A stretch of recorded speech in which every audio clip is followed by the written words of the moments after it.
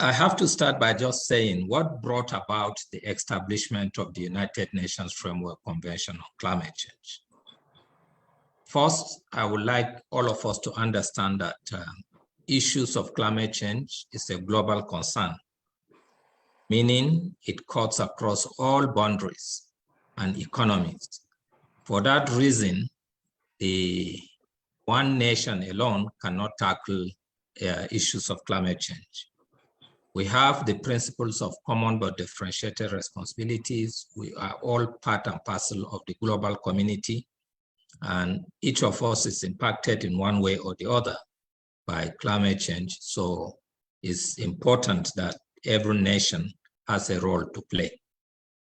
But when the global community realized that the climatic changes, there were climatic changes that will bring about impact on the economy and the livelihood of the people. This was observed through scientific research and observations, mainly by the developed world.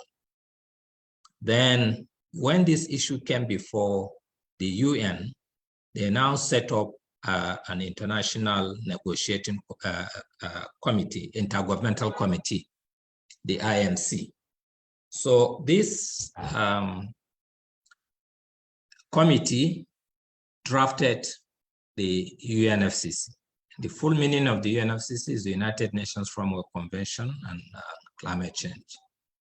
So they negotiated it and brought up a draft that was considered and submitted for further consideration of the global community.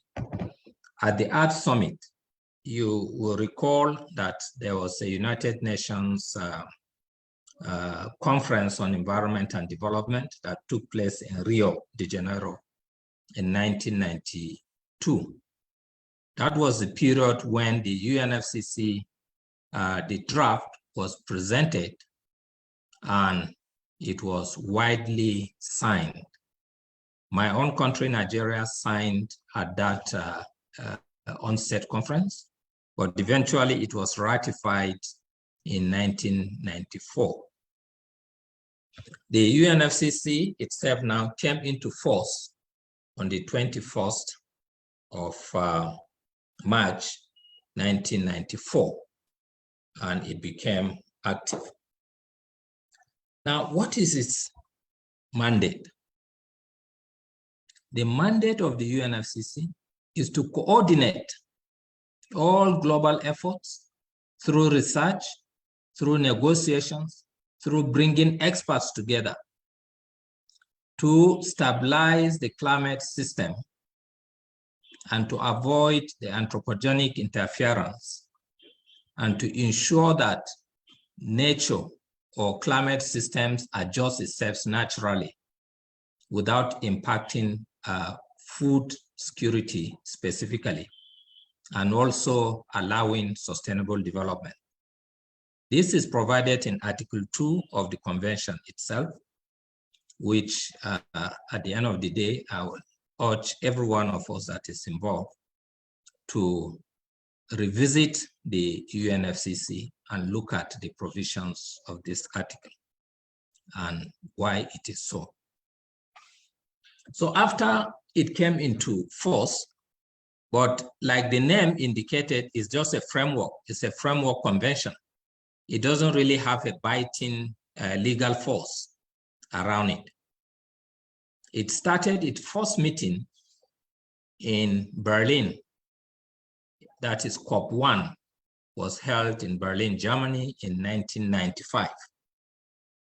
And since then, on a yearly basis, the Conference of Parties, which is the supreme decision-making body of the UNFCCC, meets annually to review efforts and to bring about the scientific findings, which is mainly done by the Intergovernmental Panel on Climate Change, to see whether the global community is really reducing the impact of climate change.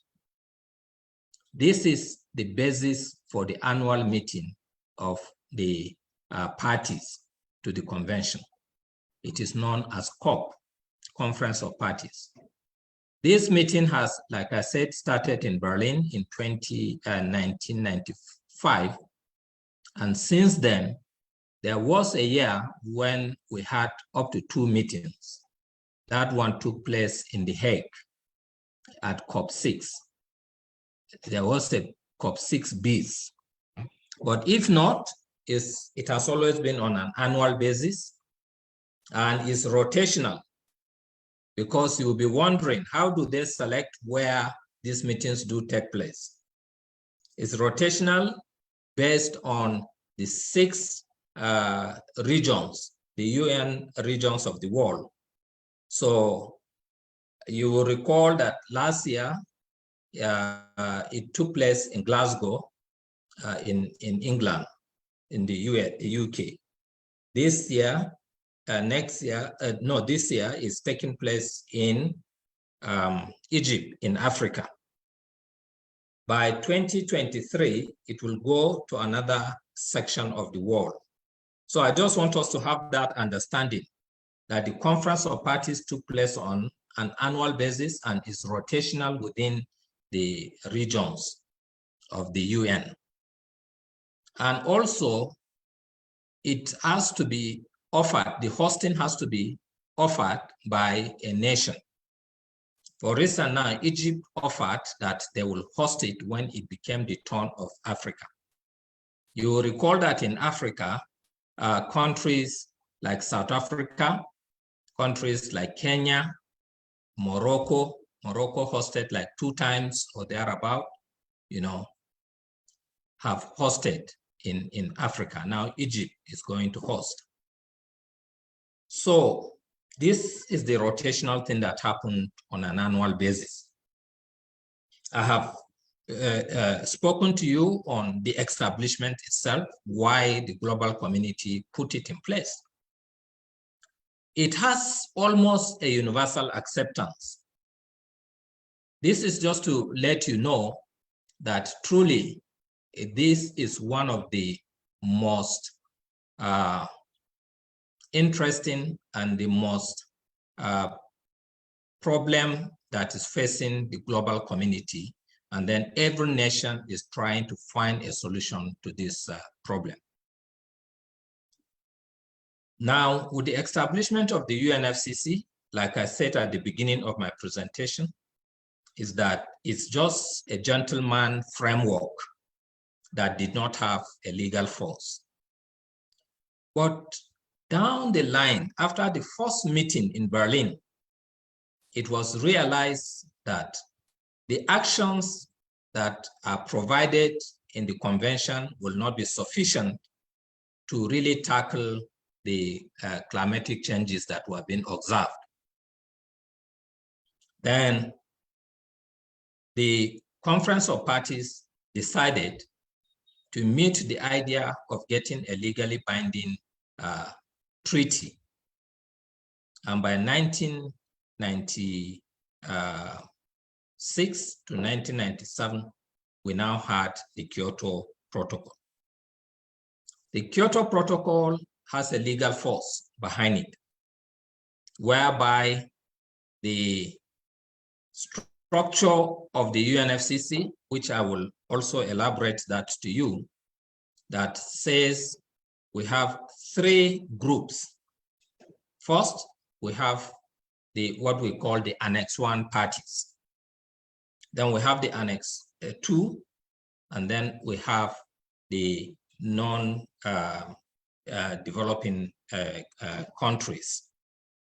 These groupings are based on the economy, the capacities of these countries. The Annex 1 parties are basically members of the Organization of Economic Communities, developing communities. So they put in place, they have obligations. The Kyoto Protocol put in place an obligation on them to reduce their emissions to 1990 level, and they are to also provide financial resources to help developing nations. Within the Annex 1 parties, there's also the Annex 2. The Annex 2 are the more financially capable members of that Annex 1, which includes countries like the US, Canada, UK, and the rest of them. But in the larger Annex 1, there are nations that are transiting to market economy. They are not financially very strong, but yet they are not developing countries. This is how the groupings are done. While the non-Annex 1 parties are mainly the members of the G77, that is the developing countries, which cuts across Africa, some nations in the Latin America, in the Asia. For us, almost virtually all African countries are members of the non-Annex 1 parties because we are all developing nations. And incidentally, also within the developing nations, there are the least developed countries too, which have no any single obligations. The convention provides that they should be supported financially for them to take any climate action. So this is how the structure has been put in place for the UNFCCC. And when we go for annual meetings, the negotiations also took place within this cluster of structures. The G77 is a large umbrella body, but within it also, we have the African group. You might be wondering why.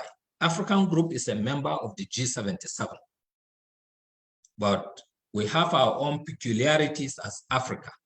So we came together as a negotiating bloc, and whatever we decide, we now inject it into the positions of the G77 and China, which will now be taken into the larger plenary of the UNFCCC and either admitted, negotiated, and admitted or rejected by the developed nation. The management structure of the UNFCCC is, it has various departments. These departments coordinate all the activities.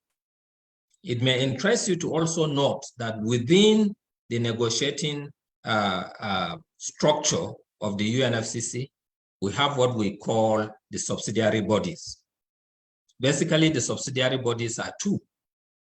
The subsidiary body for technological advice, the so-called SAPSTA, as well as the subsidiary body for implementation.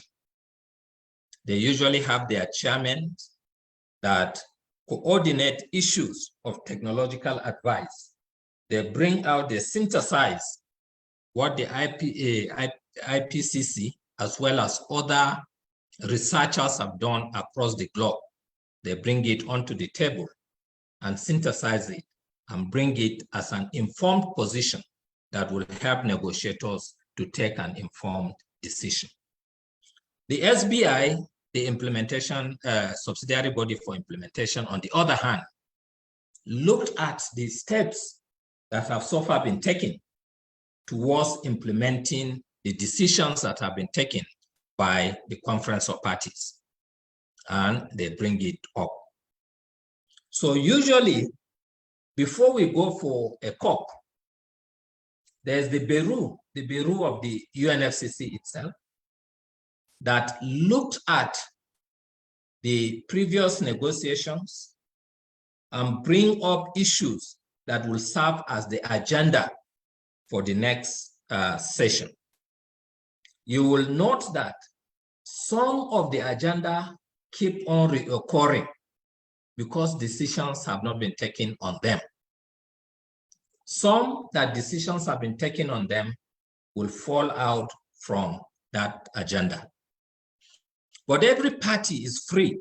For instance, now that COP27 is coming up in Sharm el-Sheikh, Every party is free to email to make a suggestions on what you want to see reflected on the agenda. So it's very important to understand this, that how do we generate the agenda for the COP? Is based on previous discussions, issues that have been concluded and those that have not been concluded. And if you look at the decisions, some will say that, okay, we have taken these decisions, a position or a review or a situation report should be submitted at COP, COP X. For instance, now COP 27. Maybe at COP 15 or COP 16 or 17, 18, decisions have been taken there that we should monitor some activities and then report at COP 27. So that issue now will be reflected on the agenda for the COP. So every nation, when you go for the negotiations, you go with your own national position. So it is very important that the focal point within a country should coordinate the national discussions around climate change and come up with positions as you would want it to be seen, reflected when you get to the COP. Let me give you an example, for instance, Nigeria. Now, assuming they are in the past 1-2 years, or the Minister of Agri or any of the other ministries that are members of our interministerial committee have observed that there has been dwindling rainfall and that the government is going to encourage issues around irrigation. If that is the issue, then now, internally, when we are preparing the national position, we will now say that one of our priorities is that we want the international community to provide support for Nigeria to enhance its irrigation scheme.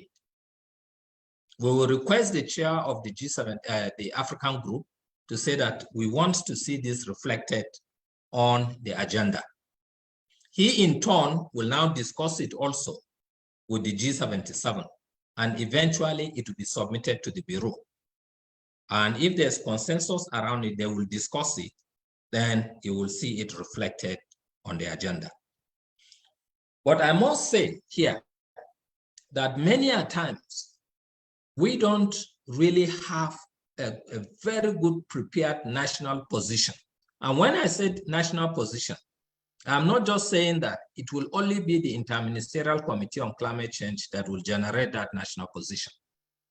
It should be a stakeholder discussions whereby civil societies will also inject their own observations based on their comparative advantage, so that government will now take it and synthesize it and come up with a national position. The negotiations at the UNFCCC is an intergovernmental process. That is one thing that I want us to all know. Somebody will say, but why can't I come in as a negotiator? Since it is an intergovernmental process, it is only representatives of government that goes there to speak on behalf of the government. Except if right from home, your government decided that they have seen in you capacity and they will want you to negotiate on behalf of government on a certain issue. Then they will give you the red badge. You'll be registered as party and you'll be able to enter the negotiating room and negotiate on behalf of your country. Let me just quickly discuss the second issue that has to do with the UNFCCC, how they address the climate crisis. It's a secretariat, but they have several arms. I've not mentioned to you the ad hoc committees that are usually in existence. Ad hoc committees that will focus on some specific issues. Then they will now bring the synthesis of whatever they have brought. But the final decision is that of the members of the parties to the Conference of Parties, members of the Conference of Parties. So whatever come, they will come in form of some synthesis reports. They will come in form of some brief. They will come in form of papers. So I want us to have an understanding that the civil society organizations must see themselves as complementing. You should never see yourself as government versus the civil society organizations, because we are all working towards a common goal to make sure that issues of climate change are addressed through measures that have been put and agreed and adopted at the Conference of Parties. The final day of gathering is usually at the high-level segments, where the ministers of environment, or sometimes even the presidents, will be in attendance. If there are some contentious issues, then they will now be called together to really look at it and take a decision. So I will encourage civil society organizations to interface, bulldoze your way to your focal points.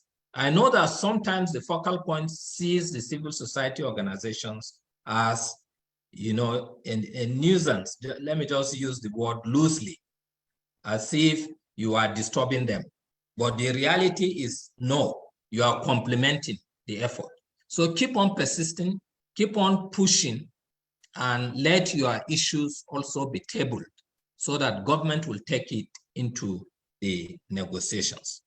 So this is how the UNFCCC addresses these issues of climate crisis, by taking the synthesis that has been generated either by IPCC, presenting it to the negotiators. You will debate it. So you have to go there with an informed position. It is not a child's play, because you have to be knowledgeable to be able to speak or to negotiate with your counterparts. Have your facts, be well prepared, have side events, showcase what you have developed in country, and get experts to critique it. Through that, you can come up with decisions that government have no any other way but to adopt it if it is a solution to this problem we are all facing. Then what are the issues that are discussed during climate change meetings, and how do they interrelate to address the global climate change crisis? I have touched it superficially, but like I said, the issues are based on what has been discussed previously or what the parties see it as a priority. For instance, now, if you said, we have not, till now, we have not been able to, the developed world have not been able to generate the 100 billion, which we said they should generate annually to support developing countries. You can table it again on the table to say, no, till now, we want further discussion on this. We want to know why it is not working and what should be done to make it work. You see, you have brought in an agenda item for discussion. So it's a Herculean task within the UNFCCC secretariat, but they have a lot of knowledgeable people working for them. They also have research entities that are stand-alone, that have been commissioned to do synthesis of all the various things that are being brought in the negotiations. So they now filter them and bring them together, discuss it collectively. But they cannot take a decision. The decision is that of parties. It is only the parties at the COP that will take these decisions. The role of civil society organizations is very critical. And I will keep on emphasizing it. I'm saying this out of my own experience when I was the focal point for Nigeria. When we are preparing for Conference of Parties, I started attending COP right from COP 4 up to COP 26 in Glasgow. I have gone there on each of these occasions. You need to interface continually, like I said, with government. You need, for instance, now, if you go to the UNFCCC website, the agenda is already out of issues that will be discussed at COP26. They will be clustered around the substar issues. They will be clustered around the SDI. They will be clustered around the Paris Agreement. Some nations of the world did not go along with the Kyoto Protocol because for instance, the US and eventually Canada, they pulled out. They said it will distort or it will impact negatively on their economy. That is why we went further and developed the Paris Agreement, which was based on synthesis or based on submissions from each country through this nationally determined contribution. Initially, it was called intended nationally determined contribution. That is, you intended as a nation that this will be your contributions towards tackling the issue of climate change.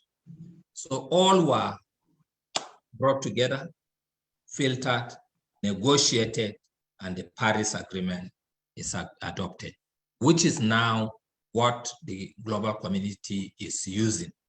You will also note that the second round of submission of NDCs was there. Countries have revised their NDCs where they were asked not to backslide. That is, you should not present another intention that is lower than what you have presented initially. So if you look, your respective countries have submitted their revised NDC. Nigeria has done that. So this is an issue which is now being aggregated that will also be discussed at the next COP. But I have to emphasize, since this forum is for civil society, mainly, that the role of civil society can never be underestimated and it can never be overemphasized. You are the watchdogs. You look at the issues, you have your forum where you discuss them, and then you come up with synthesis, which you present to government. Even if they don't want you to come close to them, submit in writing that this is your position on these particular items. I will assure you that when they are having the preparatory meetings, national preparatory meetings to the COP, this document will serve as a useful input into preparation of national positions.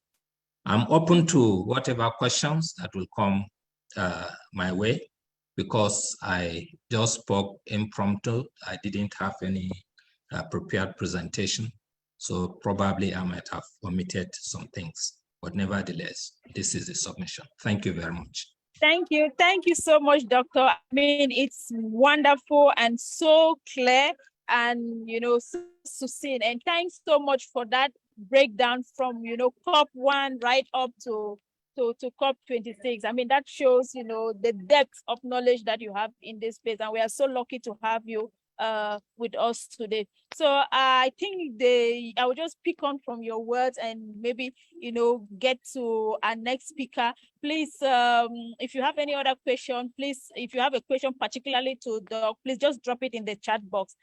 So our next speaker is Madame Ngozi Eze. She's a versatile energy and climate change consultant, and with over 6 years of experience providing professional advisory services to government and international and national agencies on energy policy and climate change. Her area of expertise include energy data, base development, energy demand and supply forecasting, energy and low carbon development. So please, I want you to know that we are here with Dr. Priscilla, who we're going to call, you know, at the end of the of our second speaker to just give us a remark, which because of time we're supposed to have her speak from the beginning, but we'll just have her speak at the end. So please, Madam Ngozi, you've heard doctors spoken about the role of civil society and why we need to bulldoze our space, you know, ourselves in that space, and you know, make sure that our contributions, you know, also fit into the conversation. So I just want to hear from you, share with us, you know, how can civil societies and other non-governmental organizations, you know, bulldoze themselves and make sure that their contributions is captured in the climate conversation. Since we are running late, we want to implore on you to probably, if you can, put your presentation in 5 minutes. Thank you so much. Thank you so much. And thank you, everyone. Thank you, Dr. Tafa, for detailed explanations. Dr. Tafa has already highlighted some of the things that I answered the 2 questions. John, please go to the next slide. So I will try as much as possible to be fast in my presentation. So there are 2 questions that I'm supposed to answer. The first one is, how do non-governmental groups and local communities contribute to global climate change discussion? So in order to answer that, I'm just going to tell us what are the provisions under the United Nations Framework Convention on Climate Change for the involvement of the civil society in global climate change discussions. So the UN climate change, as Dr. Tapa has said, they understand that the role of the civil society in climate change issues and climate action is very crucial for the success of whatever be the plan or the goals that the global climate community wants to achieve, especially as we're looking at the Paris Agreement. Without the involvement of these civil society, there is no way you can implement or get to the grassroots to implement the climate actions that governments plan or the policies that the international community come up with during this COP negotiation. So it's very important to involve them. So the UNFCCC has like an allowance, or even, let me call it a policy that is in place on how the civil society can engage in the discussions to accelerate climate change and speed up the Paris Agreement implementation. So under the UNFCCC, the participation at COP meetings, there is participation for the parties involved. Doctor has mentioned the Annex 1 and non-Annex 1 parties. These are basically grouped into developed and developing country parties. That developing country parties are the non-Annex 1. So they are the #1 participants during these COP meetings that we are talking about. Then the second group of people or organizations that have been made provisions to participate formally during the COP meetings are the observer organizations. Now, the observer organizations that we are talking about now include the UN Secretariat units and related bodies. For example, the Global Environmental Facility, the World Meteorological Organization. Then you have the intergovernmental organizations like the International Energy Agency. These ones fall under the observer organizations. Then the non-governmental organizations also fall under observer organizations. So I think this is where our focus are right now, that there is a legal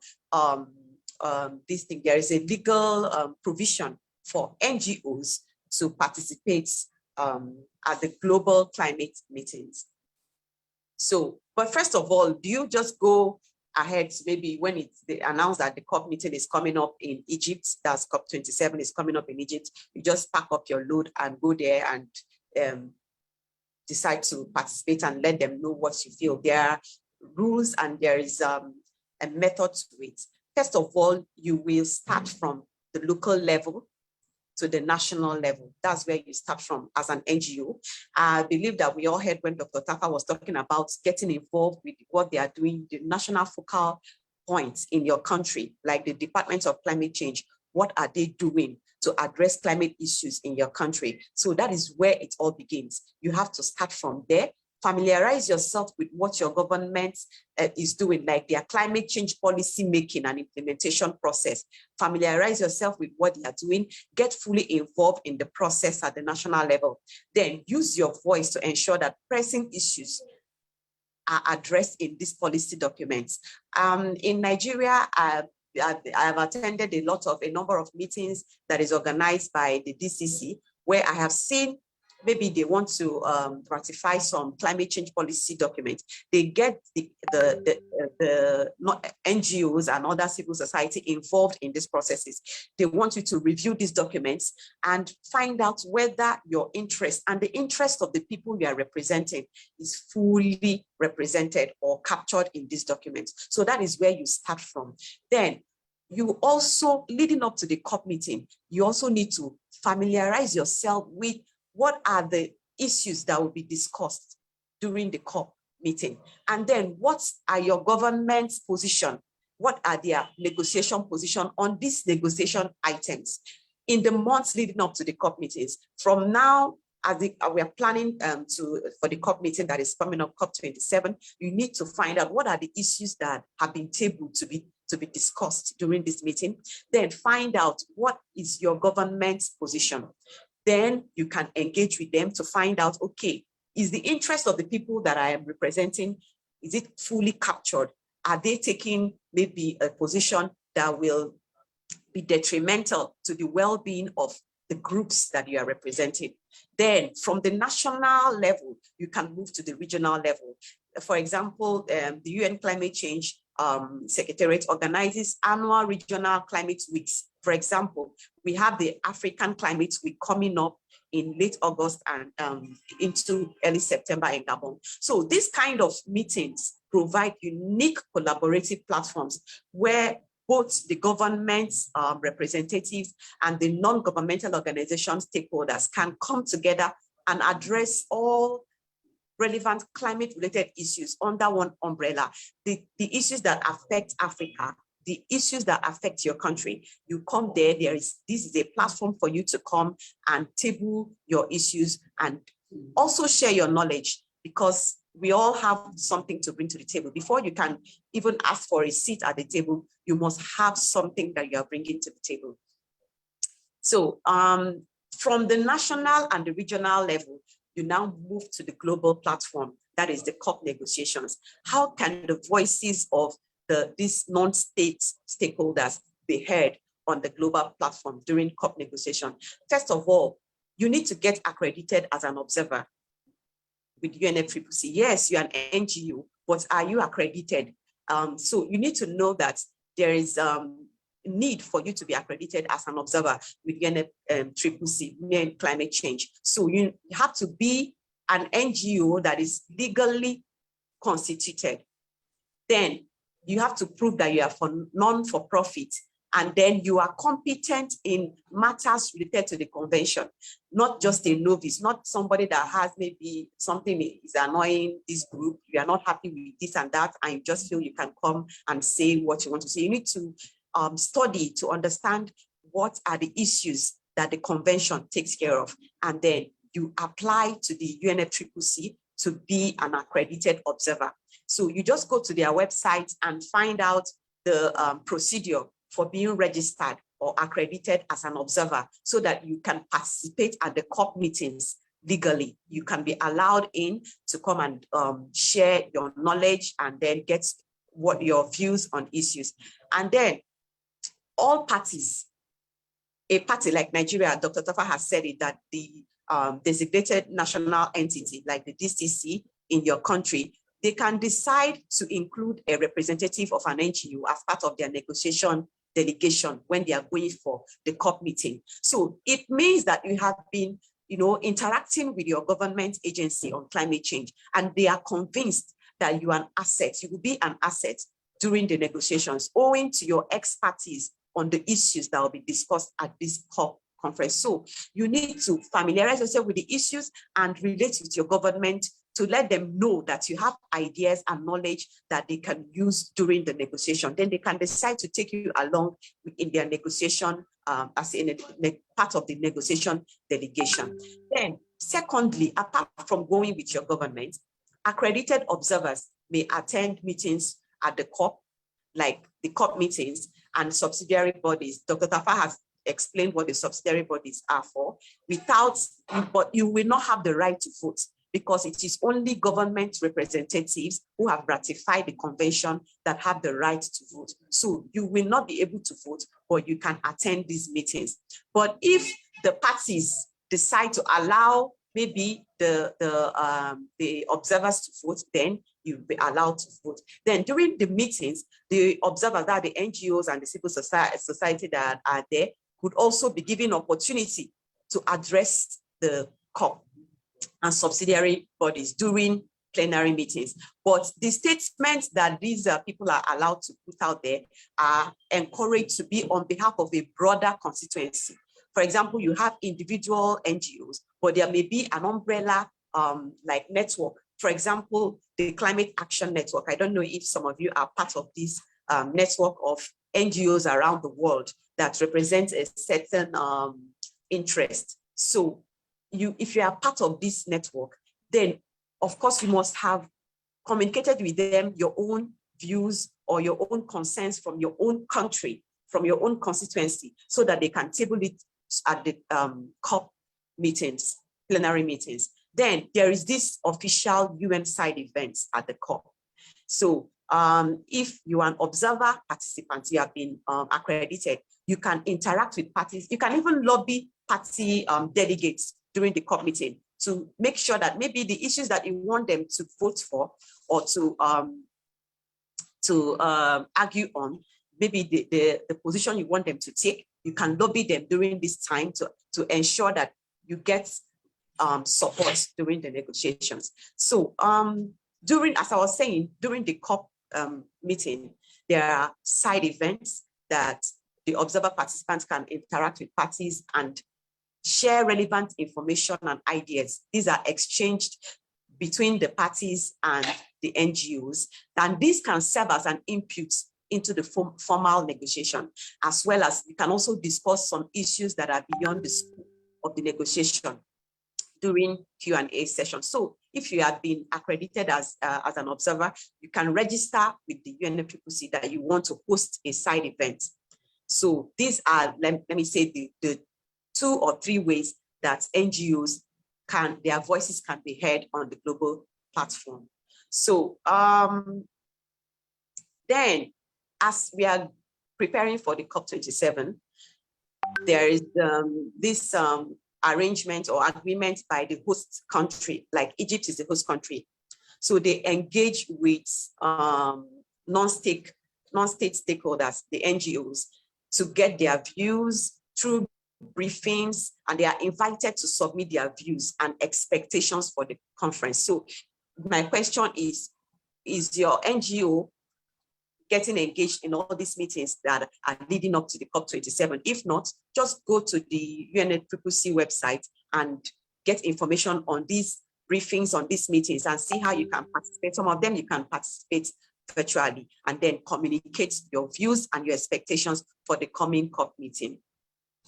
So the last question, please go to the next slide. The last question that I am going to address, the issue I'm going to address, is how are the differentials in climate change impact on different regions and groups factored into global climate change discussions? We all know, or let me just say that I just want everybody to know that climate change does not affect all the countries equally. Does not, even within the same country, it affects different regions in different ways. It affects different demographics of society in different ways. So our question now is, how are these differentials in the impacts on different regions and groups factored into global climate change discussion? So I'll just give an overview of the Adaptation Fund. The Adaptation Fund is a financial instrument under the UNFCCC and its Kyoto Protocol. It has been in operation and still in operation till today. It was established to finance adaptation projects and programs in developing country parties. So this adaptation fund, the way it is designed is that it targets countries which are particularly vulnerable to climate change adverse impacts. So the allocation criteria are stipulated. There is a document where the allocation criteria is stipulated. It's called the Strategic Priorities, Policies, and Guidelines of the Adaptation Fund. So if you want to know more about how this climate fund is allocated among developing countries, just get your hands on this document and study it. Then it includes, the criteria includes the level of vulnerability of a country to climate change, the level of urgency that this country needs this fund, and the adaptive capacity to the effects of climate change that a proposed adaptation project or program has to offer. So that's how these funds are allocated. As long as you meet these criteria, you can have access to this adaptation fund. So when it comes to prioritizing the most vulnerable, let me say, groups within a country, it lies with that country. Like in Nigeria, for example, it is the DCC that we work with stakeholders, for example, NGOs, to identify the vulnerable groups that should be captured in the National Adaptation Program. Then prepare the projects and get the funding to implement this project. So you need to also interact with your DCC or your National Designated Authority to know what they are planning. What are the adaptation plans that you have in your country's documents? Are they truly representative of the needs of the people, of the needs of your country? Then you can make your own informed contribution to this document. So these countries, it is our responsibility to formulate your own plans to adapt to climate change. You also need to assess the financial needs to implement these measures. Then you take the required steps to access the available adaptation funds. So, but of course, we will know that there will always be shortcomings to, or let me say, some challenges to accessing these funds. For example, the most vulnerable countries, according to research, have not been able to access the GCF funds. The GCF fund is the biggest climate fund that exists, especially for African least developed countries. It is a challenge for them to get their hands on these adaptation funds. Why? It's mostly because of lack of institutional capacity. Dr. Tafa can even highlight some of the challenges that Nigeria faced when he was there as the national focal point to access these adaptation funds. So there is need to build the capacity within countries so that you will know what to do and know how to access these funds, know the funds that are available so that people can access these funds and implement adaptation projects. So, and then there is also need, people have been saying that there is need for the climate finance framework to be restructured in order to simplify the approval process. So if there is need for this to be simplified, these are the areas where we expect the civil society, the NGOs, to lend their voices during COP meetings, especially at the side events that they are allowed to host. So during the COP meetings, and during the meetings that are leading up to the conference, discussions by participants will mostly revolve around how developed countries have been meeting up their, with their pledges, like when they pledge that they will make available so amount of funding to developing countries, have they been fulfilling those pledges? So you as the civil society will be able to assess how they have been meeting their pledges and then raise these issues during the COP meetings. Then there is a meeting that just took place in Bonn in June that non-state actors like NGOs participated in to discuss adaptation issues leading up to the COP meeting. So if you have not been joining these discussions, it is time for you to get on board, find out what is going on the UNFCCC website. You will get all the information of all the meetings that are coming up so that you can lend your voices and make sure that the interest of your country and the interest of the groups that you are representing are fully considered during these meetings. So even for the adaptation fund governance, accredited observers and stakeholders can participate in the meetings.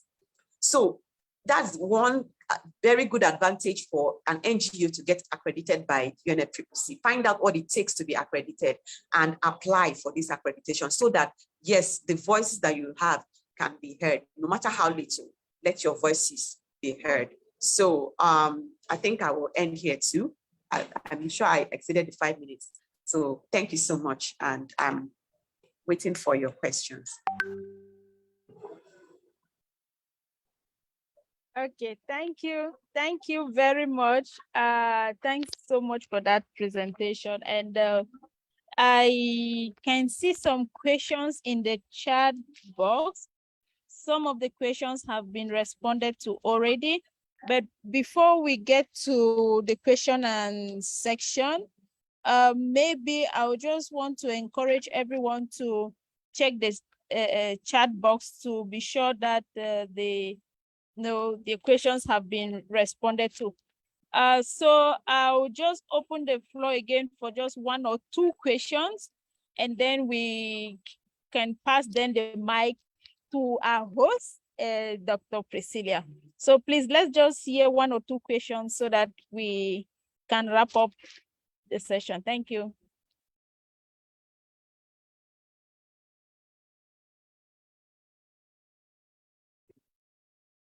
Okay, I don't think I see any hand up.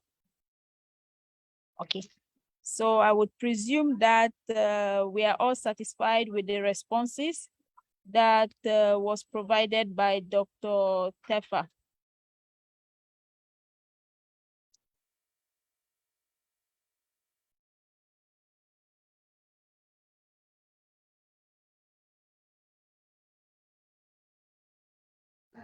Hi, I think there are some questions that are still there that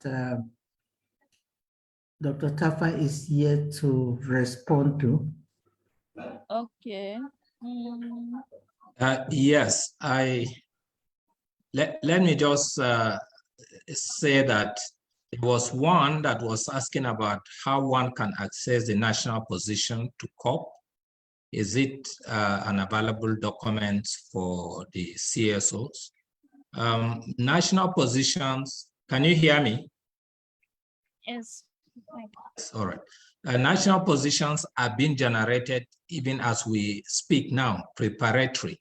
Every country now has its own roadmap, road to Egypt, road to Sharm el-Sheikh.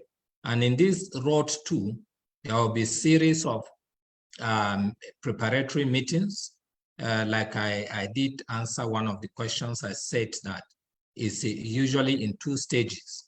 There's a larger stakeholders meeting where ideas are harvested.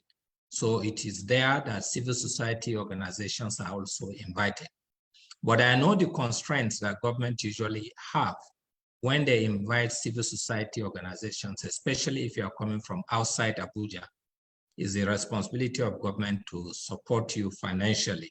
So due to that constraint in budgetary allocation, they are not fully in a position to be able to support this. But nevertheless, those that are within Abuja are usually invited to stakeholder meeting. And once the positions are harvested and a draft is generated, is finalized by the Inter-Ministerial Committee on Climate Change. So the position is not something that is on the website for you to just go and pick. Because if you put it on the website, it has become a public document. And then your counterparts, the negotiating the other side, will see your own position. Then you will not be able to really argue anything when you go to this. Then there was how to access. There's another question. Since the agenda to the COP is decided at national and regional levels. No, I didn't say the agenda is decided at the national or regional levels. I said the COP, the UNFCCC has a bureau, the COP bureau. So it is the COP Bureau that usually meets. If you look, they meet like 2-3 times or even 4 before a COP. One of the agenda item they discussed is the agenda for the COP based on submissions that came. So it is through that.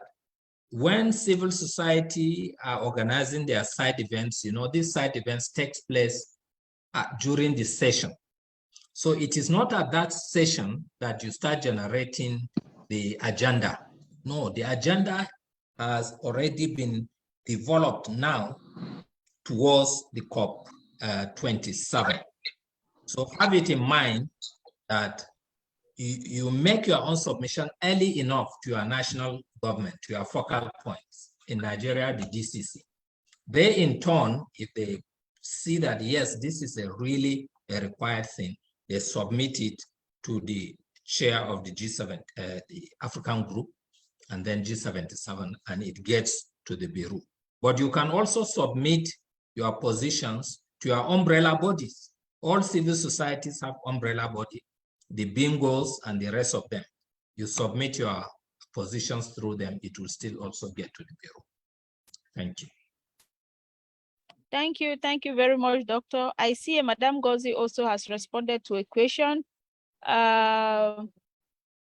So it looks like we don't have more questions, but I want to assure you that the web is going to, this session is being recorded live. So you can access it on Facebook, and they're going to send the link to the recording. So let me give the mic to our wonderful host, Dr. Priscilla, for a remark. Thank you. Over to you, Doctor. Thank you very much, my sister. When you have two wonderful experts speak at such an event, the only thing you can do is just sit down and listen. And of course, we're sorry that the time is very short. We would have really loved to have them more to speak, but there are so many other series that are also coming up. So I encourage each and every one of us to keep. Dr. Tafa has spoken so much about the engagement of civil society, and just like my sister Ngozi Ezi, for you to be part of the government, you have to really engage. I became, of course, a negotiator on gender under Dr. Tafa when he was the director of Department of Climate Change, and of course, the National Focal Point. So when you have the potentials, of course, you will always be welcome, because negotiation, just as I said, you are negotiating with countries. And so as much as diplomacy is required, but you must be knowledgeable, like you said, you must be knowledgeable about what negotiation is all about. What is it that you want to negotiate? Sometimes I'm faced with the question of why are the national positions not out there? At least today you have heard from the chief negotiator himself. There is no way you can take your own position and put it out there for people whom you are going to negotiate with already, for them to be able to assess it and use that against you. You know, when they know that this is what you are planning, it's already giving them a kind of a leeway of what they will use in negotiating with you. And so sometimes it is not just about putting out the position of the country out there. But of course, as civil society organization, there are some key issues that we need to understand when it comes to negotiation. And in the engagement with the government is also very key. Kindly note, just as he has said, Ngozi has said it, Dr. Tafa has said it, we also have our own space as civil society where we also engage the parties. We can engage them on the corridors, we can engage them through writing, but the most important thing is that engaging them at the national level. From our respective countries, it is very important for us to engage with the negotiators so that whatever inputs we want to have, we have them reflected in that negotiating document, they will be able to put it. But also note that the negotiating language is quite different from the way we as civil society organization speaks. So when you send your paper and you expect to see your issues captured in the negotiation, and when you don't see it, don't say that your country's representative or your negotiators are not doing the work, because negotiations does not work that way. I was in one negotiation that we stayed from morning till the following day morning. And what were we arguing about? Response. What were we arguing about? Resources. We have to unpack what is resources. And most of the time is it, and those are the key things. And that it changes a lot of sentence.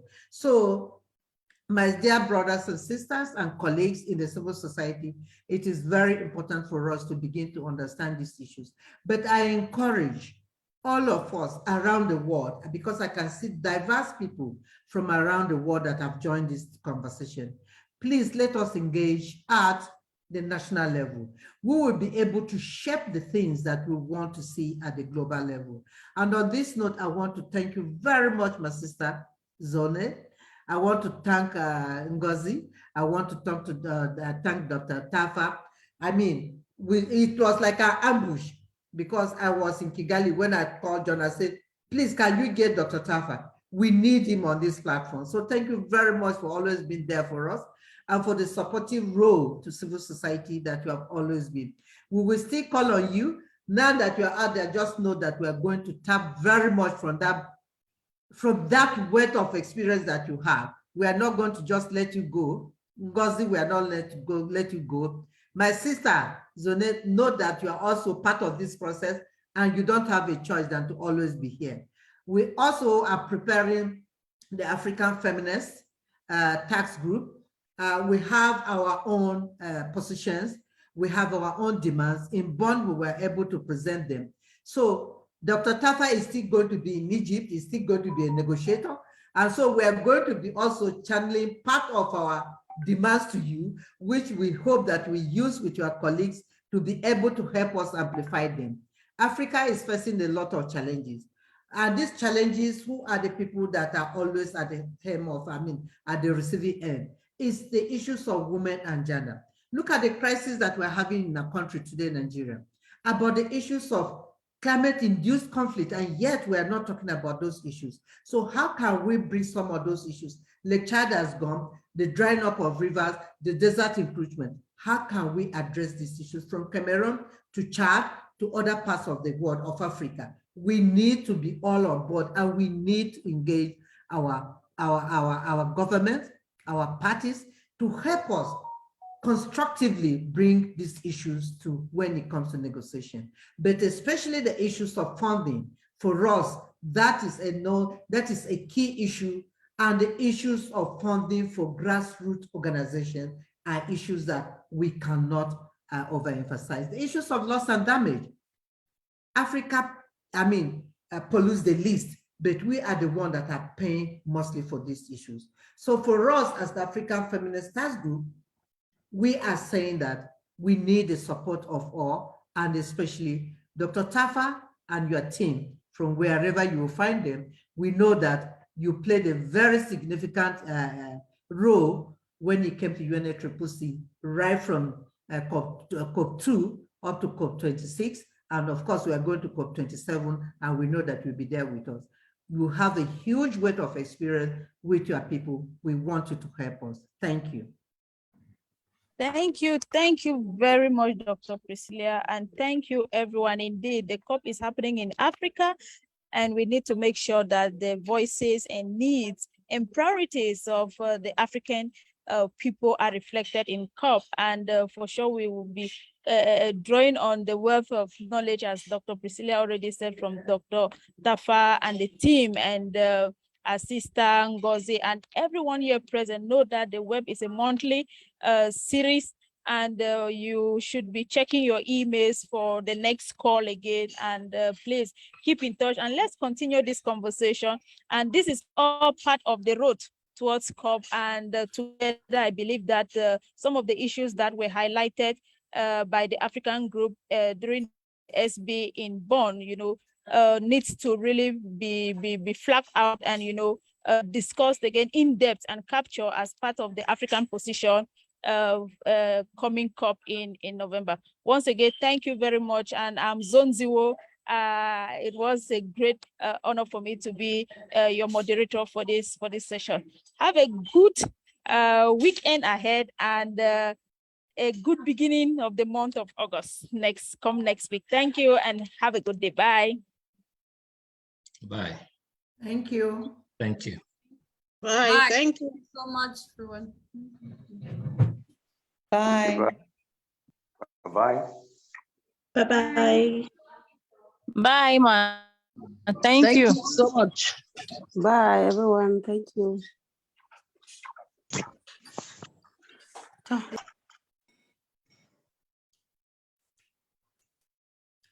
Thank you, my sister. That was great.